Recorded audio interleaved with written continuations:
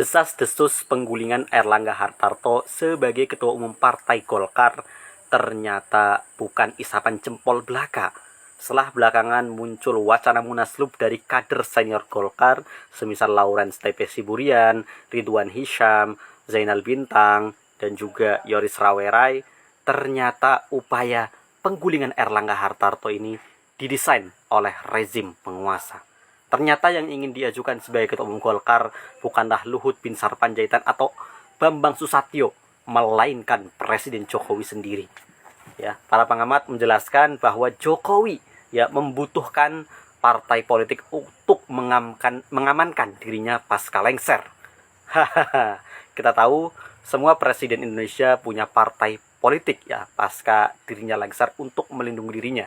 Kita sebut saja Soeharto dan B.J. Habibie yang punya Golkar, kemudian Kiai Haji Abdurrahman Wahid yang punya PKB, kemudian Megawati Soekarnoputri yang jelas posisinya sebagai Ketua Umum PDIP, kemudian SBY yang punya Demokrat ya. Sedangkan Presiden Jokowi hanyalah petugas partai di PDIP. Dirinya juga sulit untuk menembus agar menjadi Ketua Umum PDIP karena masih ada Megawati Soekarnoputri dan anak keturunannya. Nah, jadi inilah yang membuat Jokowi sepertinya harus punya partai sendiri setelah dirinya lengser. Banyak pengamat mengatakan Jokowi ingin berlabuh ke PSI, namun PSI terlalu kecil bahkan sampai nanti 2024 pun belum tentu PSI tembus ke parlemen Sedangkan Golkar salah satu partai besar yang kemungkinan bisa dikendalikan.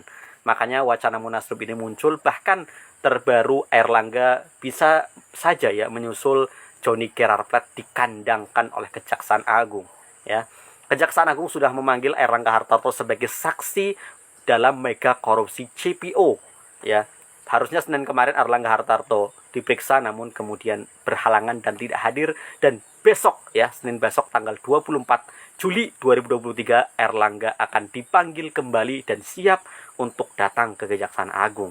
Apakah dari status saksi naik menjadi tersangka sama seperti yang terjadi pada Johnny G.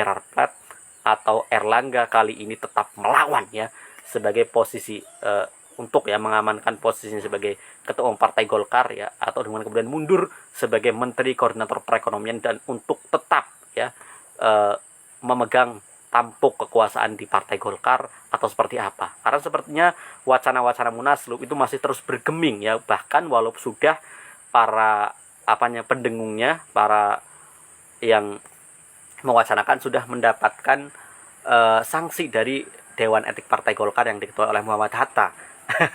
Jadi ngeri-ngeri sedap ini Dan sepertinya kita lihat apakah tekanan-tekanan terhadap Erlangga ini Erlangga tetap kuat atau kemudian melawan Bahkan juga kita mendengar ternyata ada pertemuan juga antara Anies Baswedan calon presiden dari Koalisi Perubahan untuk Persatuan dengan Erlangga Hartarto. Ini diungkapkan oleh Tempo, bahkan Anies Baswedan sempat 4 kali ganti mobil untuk bertemu Erlangga Hartarto.